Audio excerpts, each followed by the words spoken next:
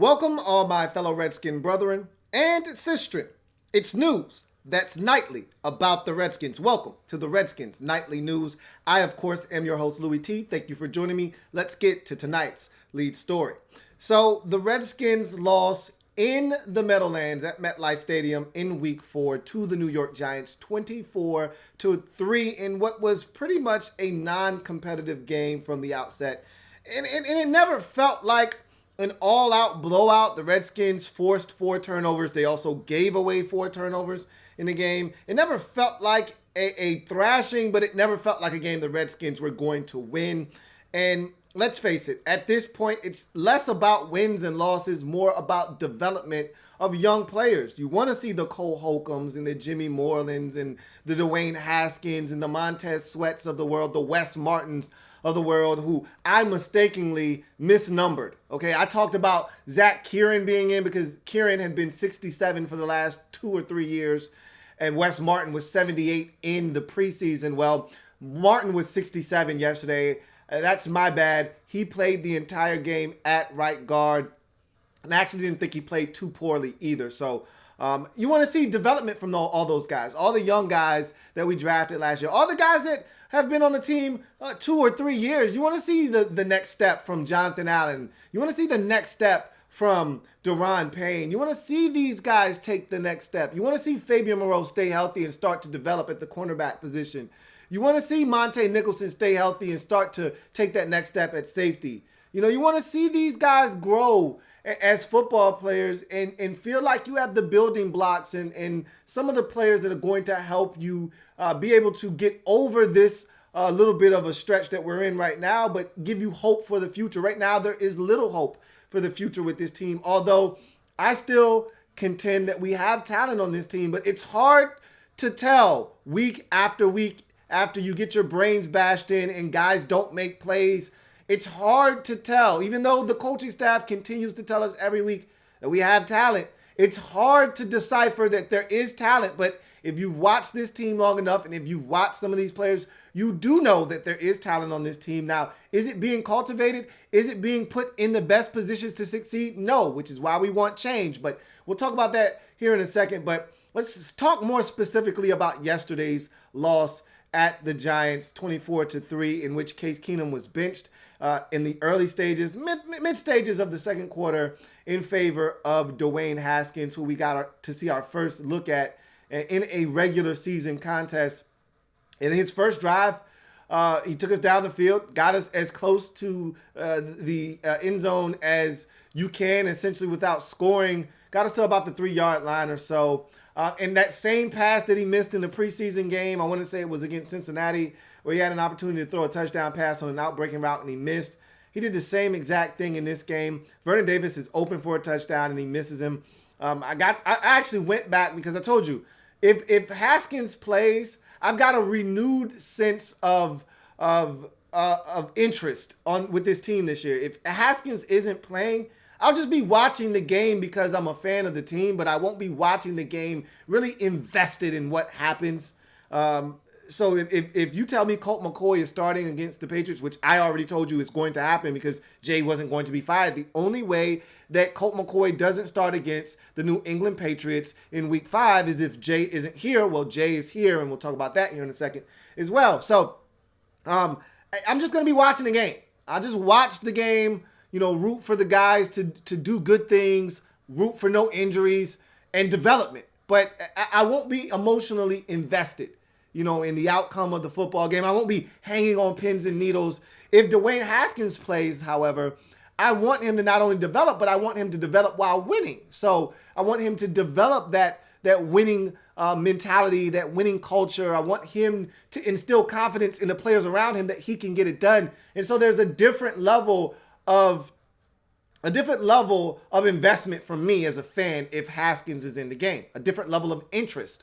But I watched Haskins plays on the coach's film after, watching him play and being a little disappointed in the way things turned out. But again, I'm not one of these people that are going to make a lot of what we saw yesterday. The 3 interceptions, I'm not turned off by that. I'm not disappointed. I'm more disappointed by the sacks where he's holding on to the ball for 6 seconds. And I'm more disappointed about him working the wrong side of the field in some situations where, and again, I'm not at practice. I can't tell you what's going through Dwayne's mind.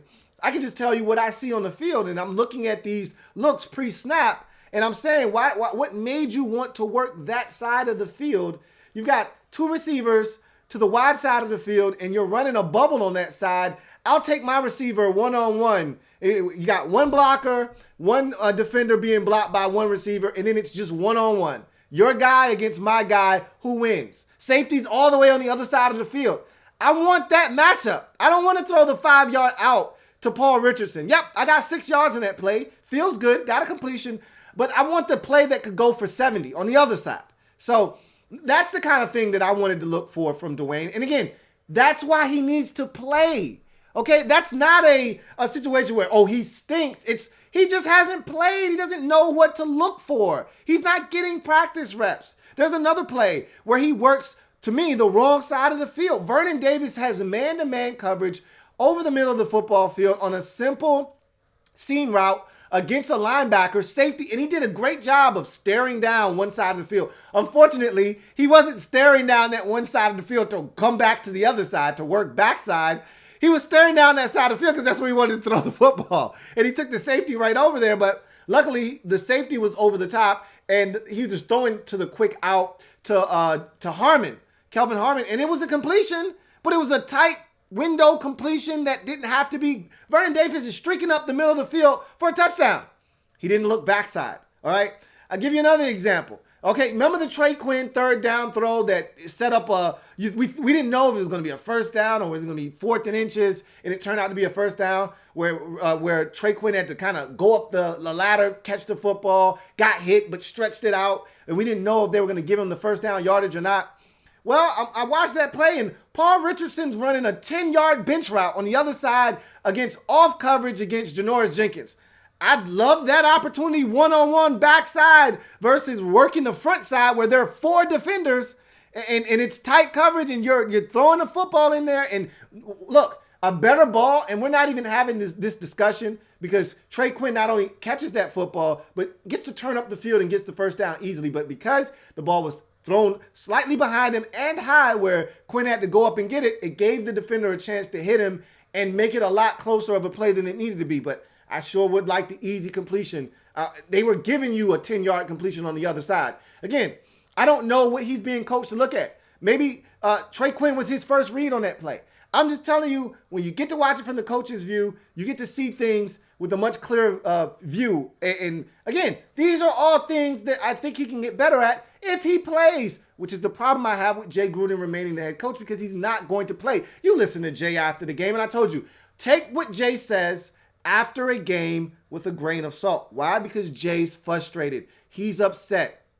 Jay knows that his job's on the line. Jay knows he's feeling it. I can hear it in his voice. I can hear it in the words that he's using. Jay feels the pressure. This is the first time, I think, since Code Red back in 2015 when if we lost to Tampa Bay, Jay knew he was getting fired and the rest of the staff was getting fired. Like, this is the first time Jay's felt that kind of pressure. I don't think at any point last year Jay felt like he was getting fired. And the year before that, I think Jay's been feeling really comfortable about his job security. This is the first time I heard Jay. Jay actually said after the game, I'm not worried about tomorrow. I'm worried about tonight. Why are you worried about tonight unless you are worried that you're going to get fired? Jay's feeling the pressure, as he should. All right? So Jay's not worried about developing. And I've said this before, and I'll continue to repeat this. Jay knows he's on a short leash, and he's probably going to be fired at season's end. If he makes it to the end of the season, he's not coaching to develop players at this point. He's coaching to win ball games. That's the only thing that he feels like can save his job. He's wrong, because if he develops Dwayne Haskins, that may be able to save his job. But at this point, Jay's got a one-track mind, and the only thing he's thinking about is winning football games. And the only way he's going to do that in his mind is by playing a veteran quarterback like Colt McCoy. Even Case Keenum to him is a liability because Case is missing things. Now Case has a foot injury. And oh, by the way, Case Keenum is Case Keenum. We knew that from the jump, and now we're starting to see the true Case Keenum. And so he thinks In his mind, the guy that gives him the best chance to win is the guy that's been here the longest, that knows his playbook inside and out. A guy that if he puts in there, he's not going to have to worry about calls getting mixed up or not getting to the line of scrimmage in enough time to set protections and things of that nature. He's not going to have to worry about those things with Colt McCoy in the game. All he's got to do is call plays, and Colt's going to go out and execute. So, and Colt's going to throw interceptions because that's what Colt McCoy does. And Colt's probably going to get hurt because that's what Colt McCoy does. But Jay feels a lot more comfortable with Colt being out there than any other quarterback on this roster. And you're going to see that because Jay's going to put him in the game. And we're going to talk about that a little bit later on in our next segment. But to harken back to yesterday and Dwayne Haskins' performance, I was encouraged when I went back and watched. There's some things he's got to clean up, but a lot of them are quick, easy fixes that come with just having more experience. You know, some of the timeouts and the indecisiveness in the pocket and all of those things come with more experience. You know, he'll have that internal clock go off and say, I got to get the hell out of Dodge. Okay, I can't stand back here another 2 seconds waiting for somebody to get open. First read's not open. Second read's, let me look to the backside. Let me check it down. These things will come, all right? The timing with guys, that's experience. That's practice reps. I was encouraged, you know, and I know a lot of people are going to just focus on the 3 interceptions. And if you didn't watch the game and if you aren't familiar with what happens with guys that aren't your starter, then you'll focus on the 3 interceptions as well. If you're not paying close enough attention, you'll focus on the negatives as well. And Jay didn't have a lot of good things to say. He tried to find some good things to say about Dwayne, but that's not where Jay's head is right now. Jay's not focused on developing anyone. He's trying to win ball games. And I'm not mad at Jay for that. That's why I want Jay gone. All right? I'm past being upset at people now. I just want people gone. I don't want to hear excuses. I don't want to hear why something happened. I don't want to hear reasons. I don't want to hear excuses. I don't want to hear anything. I just want guys gone. At this point, I'm past listening to why this happened or why this didn't happen and what we're going to do to try to solve it. I'm past that already. All right. My cuppeth has overrunneth. All right. So I don't care about why something didn't happen or why this happened or why this didn't happen. I just want guys gone at this point. So at this point, I just want Dwayne in. Okay. And the only way that that's going to happen is you either get Jay out of there or you lose a couple more games. I think once you get to Miami, which is in a week, you know, after this Patriots game, what's stopping you from putting Dwayne in at that point? I don't really know. For me, there's not a big difference between this week and next week. I get it. The Patriots had like the number 1 defense in the league. They just gave up their first offensive touchdown of the season in week 4. I get all of that. All right. I totally understand that. Belichick's a master at his craft and a master at taking things away and really confusing even veteran quarterbacks, let alone a rookie who's wide-eyed. I get all of that stuff. And at this point, I don't care. The more they throw at him, the more that he sees, the better he'll become. That's my thought process. All right. Saw that against New England in week 4, week 5. All right. See it again in week 10. All right. I saw it before. Now I know what to do. Instead of having it be the first time he sees it in week 9 and it confuses the hell out of him versus the Jets and we lose a game that we could have won had he been in, gotten some experience, and then they try to throw something at him that he's already seen and he's able to react to it and make the right play instead of making the wrong play. These are the things that happen when guys are able to grow. And that's what you have to do is allow him to grow by putting him in the game. But I don't see that happening. But Quentin Dunbar, obviously the standout defensively in this game. I told you I thought Noah Spence in his limited reps, I thought he got pressure on the quarterback better than anybody else on the football team. So that was fun to see. I thought we did some good things in the run game at times, but I'm not going to pat anybody on the back for allowing Wayne Gallman to have a career day, catching and rushing. I'm not going to pat anybody on the back for that. Okay. We got an inept Giants football team in front of us defensively, and we still managed to give up 17 points because 7 is charged to the offense. And we still managed to give up some 3rd and longs that were impossible, and we still made them possible. A 3rd and 17 in which Daniel Jones scrambles for like 21. A 3rd and 17 after Jay Gruden decides to accept a penalty when he should have declined it. And I heard his rationale, and I told you what his rationale was. I knew what he was thinking. It was faulty logic. Okay, you have the worst 3rd down defense in NFL history through 4 games. What makes you think that it's a smart idea to accept a penalty and give them another opportunity against your bad defense. I don't care that it's a check down. We give up 15-yard check downs, all right? We give those up. We don't rally to the football. We don't pay attention to guys out of the backfield and allow them to pick up 15 on 3rd and 17 and make it 4th and 2. We do that. I'm surprised he didn't get 18 and get a first down. That's what I'm more surprised by, not the fact that he got 15. I am so disappointed that you decided that you thought it was a good idea to accept the damn penalty and then thought it was okay to try to rationalize it at the damn press conference. In any event, my bottom line is the defense still wasn't good enough. Yep, you got 4 turnovers, and think about this. A couple of those turnovers came when the Giants were driving for points. One of them came inside the 5-yard line. They were going for another touchdown, okay? So let's not act like the defense, and I'm hearing guys talk about we made strides. No, you didn't. You played against a bad Giants football team and still managed to get blown out, still gave up a ton of yards, still allowed them to move the football up and down the field. Yep, you picked off Daniel Jones twice, and I appreciate that because that took some of the pressure off of Dwayne Haskins and his performance. Because Daniel Jones didn't go and light us up for 3 touchdowns, no interceptions, the comparison wasn't as great. You know, if he would have had the same type of game he had against Tampa, against us, they would have been crushing Dwayne. Instead, they're like, both rookies struggled, but one team's in a better position than the other. All right. One team is in free fall mode in search of answers. The other is kind of meddling right now, and they've steadied the ship, so to speak, at 2-2. But in any event, the defense was better.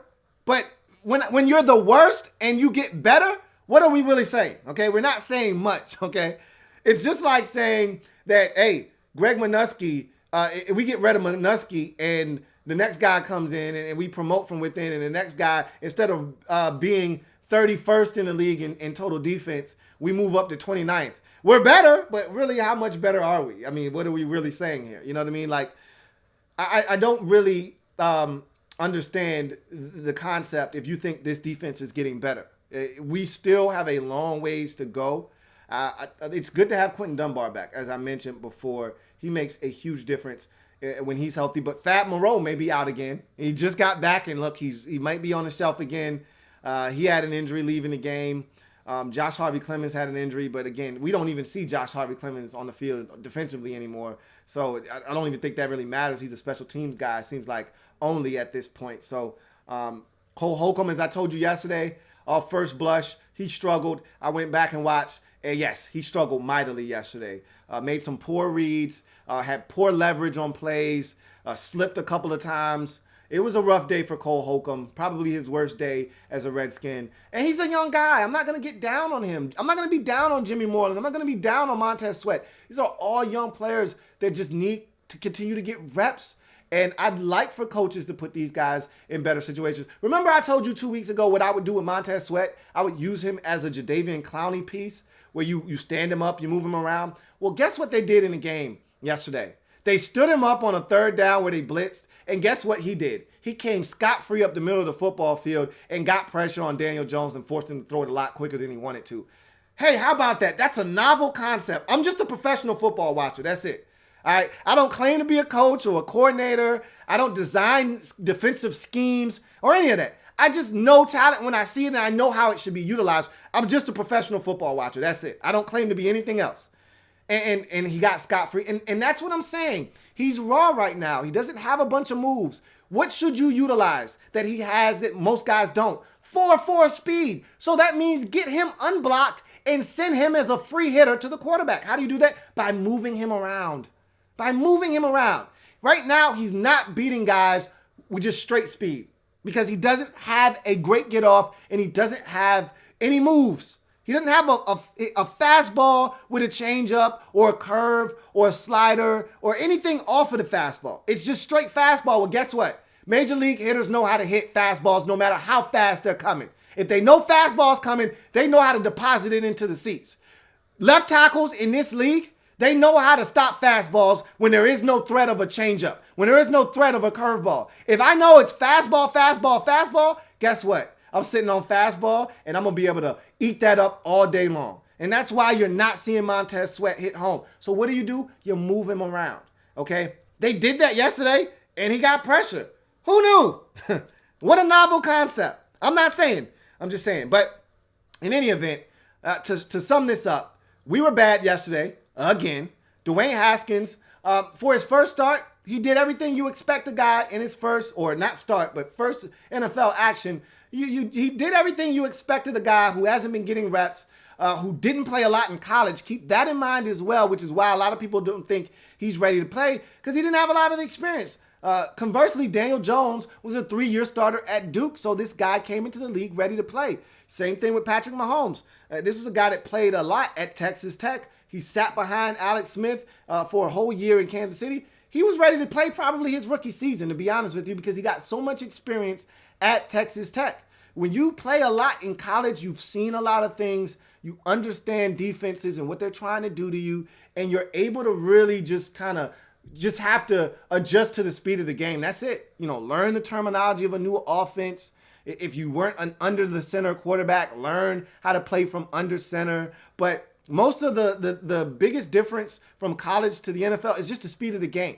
If you've played enough. If you haven't played enough, there's still so much you don't know, you haven't learned. And again, I told you that Ohio State offense, it's so far removed from an NFL offense. The concepts aren't even close. They don't have any verbiage.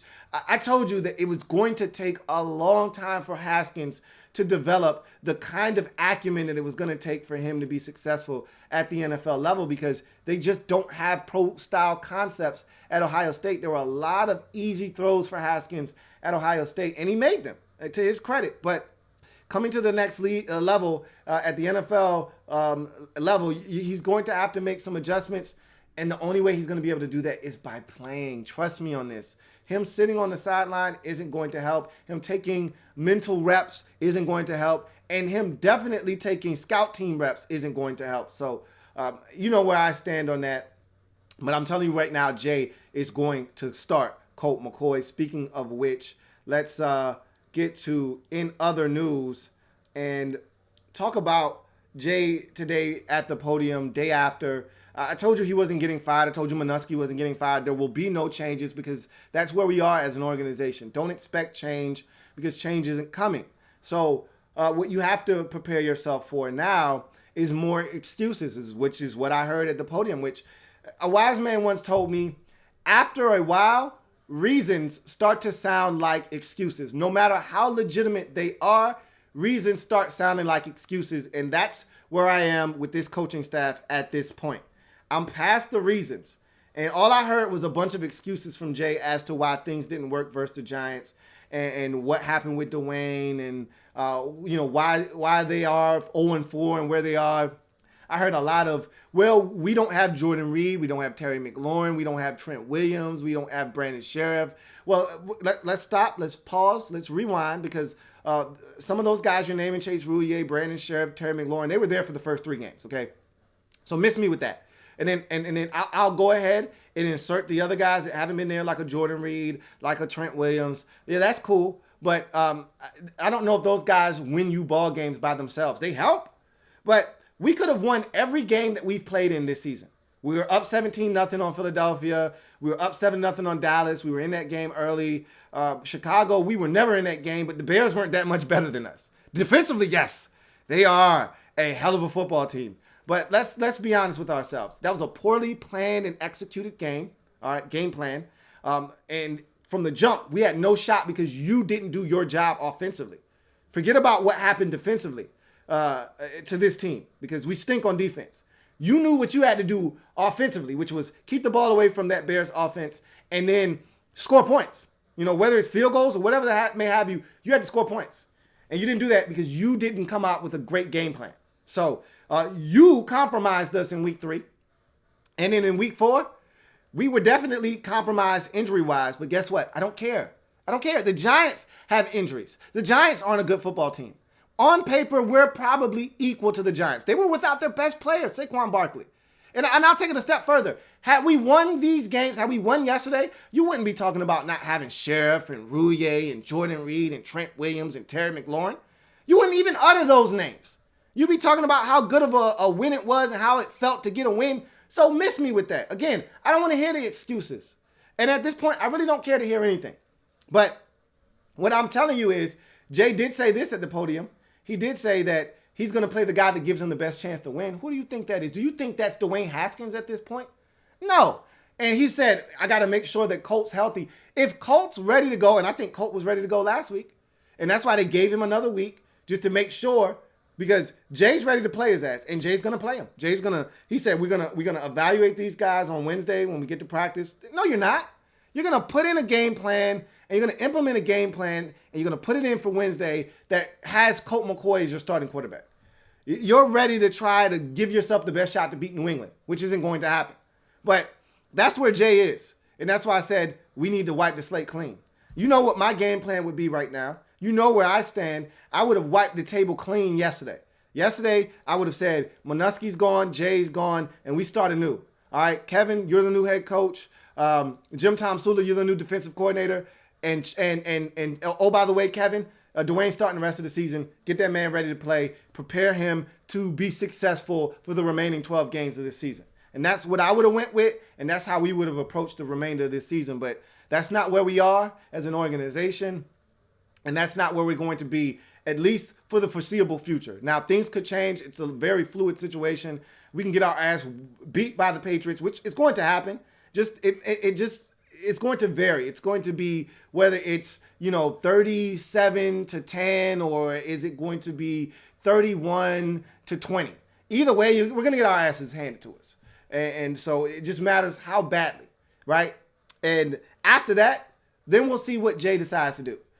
After Colt throws 2 interceptions, fumbles another time, and looks just as bad as the other 2 quarterbacks, then we'll decide, Jay will decide whether we're 0-5 now. Is it time to play the youngin', or is he going to continue to try to fight for his life as a head coach here in Washington when it's already been decided? You're done. You're finished.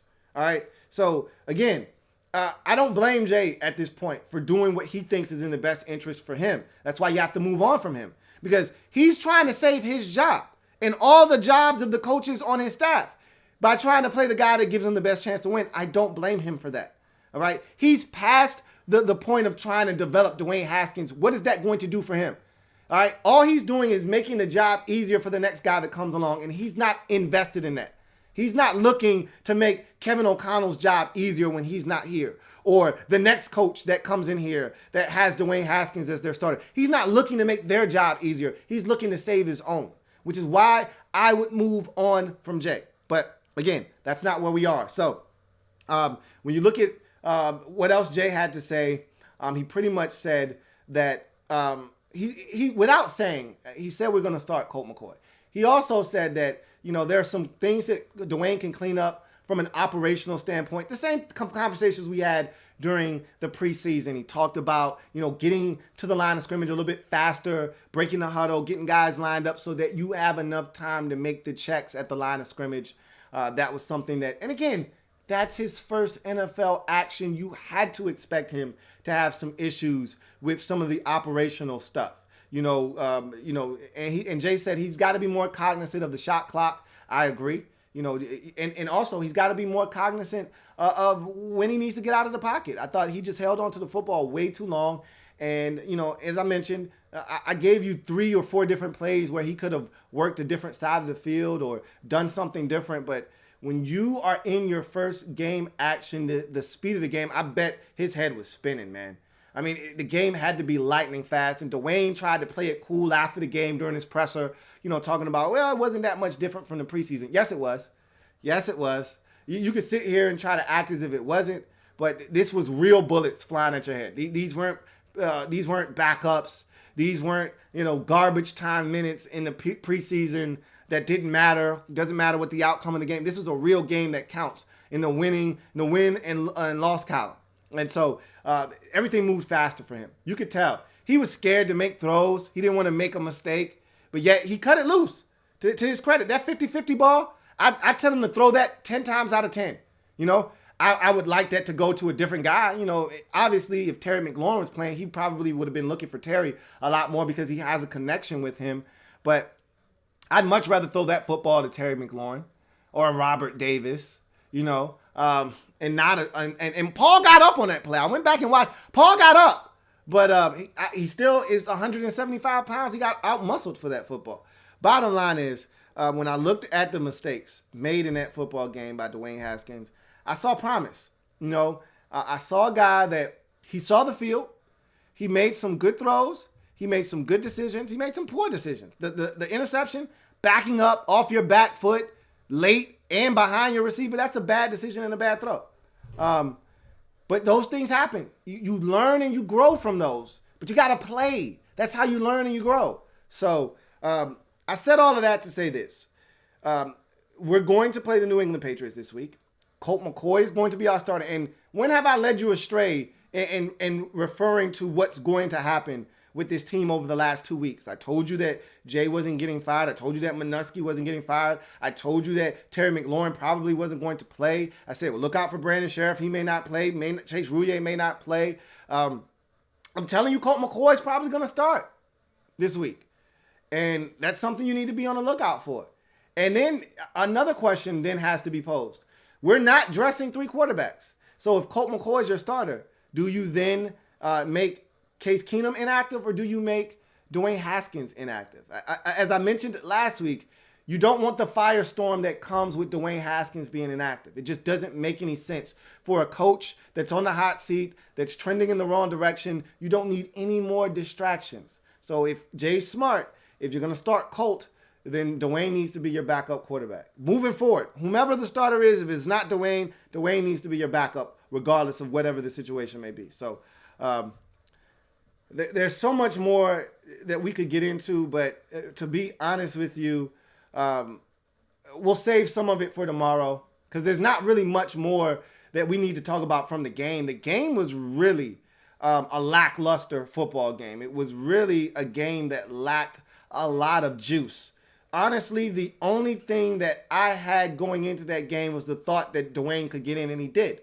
That was the only thing that I went in, because again, whether we had won that game or lost that game, I told you in my mind, okay, and I know it's different for some of you out there, and it's different for the coaching staff and those players, as it should be. But for me, the Cold Red game was Monday night versus the Bears. You didn't win that. You were dead at 0-3 because, again, you got the Patriots. Had we not had the Patriots until week 8, then Cold Red wouldn't have been Monday. It would have been this past Sunday.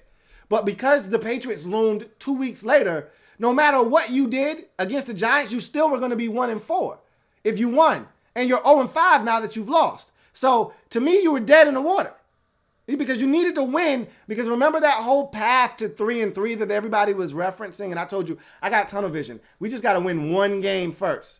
But that was the goal, was to find a way. By that Dolphins outcome, by the finish of that Dolphins game, you needed to find a way to be 3-3.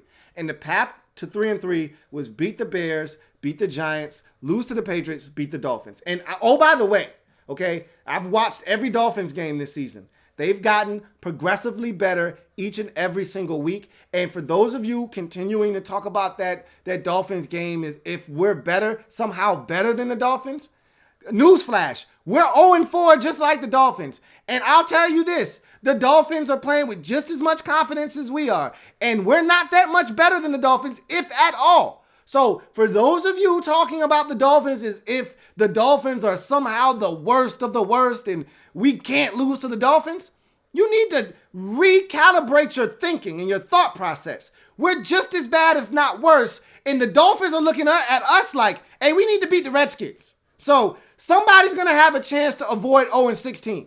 All right. And I'm not saying that the Redskins are going to go 0-16, but right now we're on pace to go 0-16. So are the Dolphins. Somebody's going to avoid 0-16, and it may not be us, just so you know. So don't look at that Dolphins game like, oh, hey, we're not going to beat New England, but we're going to beat the Dolphins. Pump your damn brakes. Just so you know, the Dolphins are looking at us like food. They're circling us on the damn calendar, as they should. And I'm watching the Dolphins. The last 2 weeks, they've been competitive all the way up until the fourth quarter. The last 2 weeks, we have not. So just in case you're keeping count, we're trending in the wrong direction. They're trending in the right direction. They started out the first 2 weeks getting their ass beat the hell out of, doors blown off of. In the last 2 weeks, they've been competitive all the way to the fourth quarter. The first 2 weeks, we were right there. The last 2 weeks, we've gotten our ass whooped and we're competitive in the fourth quarter. So we're trending in the wrong direction. They're trending in the right direction. I'm not saying. I'm just saying. So let's bring this episode to a close. All right. Tomorrow, we'll put a lid on the Giants loss, and we'll start to turn our attention to the New England Patriots. And honestly, there's not a lot to be inspired by this week. This is for the first time this season. I'm not really looking forward to the game on Sunday because Colt's going to start, and barring a Colt McCoy injury, and I don't wish injury on anybody. As much as I want to see Dwayne, I do not want it to come at the expense of somebody getting hurt. I don't want to see that. So Colt's going to play, and as I told you before, I honestly don't care about Colt McCoy starting. I don't care to see the outcome of that. I want to see Dwayne Haskins. That's where I am. This defense isn't going to be any better. And let me say this before we leave. I got to watch every single game, and there were some great defensive struggles. I know if you're a Redskins fan, most likely you watched the Cowboys game last night. You can't tell me that you didn't have fun watching what defense is supposed to look like. Both of those defenses are really good. I got to watch Patriots and Bills. Oh, by the way, we played the Bills this season. Their defense is really good. That's what a well-coached defense is supposed to look like. They had Tom Brady flummoxed, okay? I haven't seen Tom Brady that confused since the 2015 playoffs versus the Denver Broncos, in which they lost. All right? They looked utterly confused on offense and at times scared. The Bills are that good on defense, and we have to play them. All right? I got to watch some really good teams. Carolina went to Houston and took it to Deshaun Watson and the Texans, who came off of an impressive road victory versus the Chargers. All right? They go to Houston with a backup quarterback. No excuses. All right, their starting quarterback is out. And they go to Houston and win. Why? Because they can play defense. Oh, yeah, we got them on the schedule too, just in case you weren't sure. So, a lot of really good defenses, man. A lot of really good defenses. And we got to play all of them. So, be prepared for that. But that was depressing. That was probably the most depressing part of today for me, was going back, watching this game a little bit more closely, and then going and watching other games and watching what real defense is supposed to look like. When players play for each other, players, one, understand the scheme and what it asks of them, and then also watching playmakers make plays. Watching guys take their job and go beyond the call of duty and say, you know what, my job is to do this. I'm not only going to do that, I'm going to take it a step beyond and go and make a play, which is something we're foreign to. We don't have guys. I heard Landon Collins in the locker room after the game, all right? And this is to me the most telling part about where we are as a football team. Because, you know, he got into a little brouhaha after the game because he's all in his feelings. Oh, man, is he like a scorned ex-girlfriend? I mean, god damn, can he let the Giants get off the Giants' nutsack? For God's sake, they did not want you, bruh. They've moved on. They love their new girlfriend in Jabril Peppers. He made plays yesterday, something you failed to do for us. And you know what they asked him after the game? How do you feel about your performance? Hey, I did my job. Shit, that sums it up. He did his job. You ain't made no goddamn plays, though. But you did your job. You ain't made the damn tackle versus the Bears last week when we had a chance to get off the field on the third goddamn down. You didn't make that play, though. Oh, I did my job. That's where we are as a football team right now, where guys are starting to individually say, I did my job. To hell with the rest of them, I did what I had to do. That's where we are right now. But that's what happens when you're 0-4 and you're poorly coached. Guys start figuring out, hey, to hell with everybody else. Let me just do what I got to do so I'm not putting bad tape out there. All right? But when you do that, you're not making plays. You're being safe. Landon Collins is a safe football player. That's why the Giants didn't want him back. He's a safe football player. He doesn't make plays. He stops big plays from happening. But he's not going to make a play. That's not what Landon Collins does. Unless a play lands in his lap, he's not going to make a play. He's just going to stop, which I'm okay with. I knew that when we signed him. I said, if we get guys up front, now we thought our front seven was going to be dominant. I fell into it, the trap too. I'm not innocent. I'm guilty just like the rest of you out there. I thought the front seven was going to be dominant this year, and we were going to apply pressure to teams, and we were going to make plays, and that was going to make it easier on guys like Landon Collins to make plays, to have a tip ball land into his lap, all right, to put him in a position to light somebody up and maybe cause a fumble, all right? I thought that would happen, but we haven't had enough of those opportunities, And he's not a guy that's going to go out and make those plays. He's just going to stop big plays from happening. So that's what we are right now as a football team. Guys individually picking out their job and trying to do what they have to do. And that's okay when all 11 guys are on the same page, because the Patriots have a mantra: do your job. And that's okay when everybody knows their job and actually does their job the right way. But when you got 5 guys doing their job and then the other 6 aren't doing their job correctly, then just doing your job isn't good enough. So there's that. But anyway, I'm a Redskins fan, man. Etched in burgundy and gold. My Redskins spirit will never die. Redskins spirit will never fold until we meet again. Hail to our Washington Redskins. Remember, we got skin in the game. Why? Because we're Skins fans for life. At times, it seems tough. I'm not going to lie to you. And this is not an easy stretch that we're going through right now. But you got to hang in there, man. At some point, it's going to turn around for us. I don't know when. Don't ask me. I can't tell you. But at some point, it's going to turn around for us, man. And that's going to make this journey that much sweeter. And just, again, one more thing before we go. A lot of you are asking for Bruce to be. Bruce isn't going anywhere. If this thing's going to turn around, Bruce is going to be here to see it through. Just so you know. We could go 1-15 this season. Bruce isn't getting fired. So stop asking for Bruce. Stop wasting your breath. All right, Dan already showed you the middle finger last year when we had the hashtag trending, fire Bruce Allen. And he just turned a blind eye and said, you know, as a matter of fact, I'm going to give Bruce back control over the marketing side of this organization. All right, it's not bad enough that he's already got control over the finances and this roster, but I'm also going to give him control over the public relations side of things.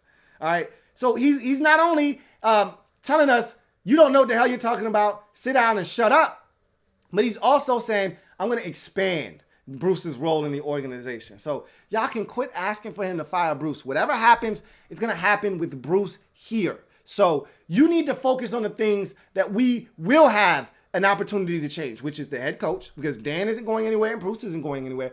It's the head coach and the rest of this staff. So I'll leave you with that. And on that note, I'm your man, Louie T, signing off. Until next time, this has been the Redskins Nightly News. I will see you guys tomorrow. And for some of you, I'll see you tonight after Steelers and Bengals. Have a good one.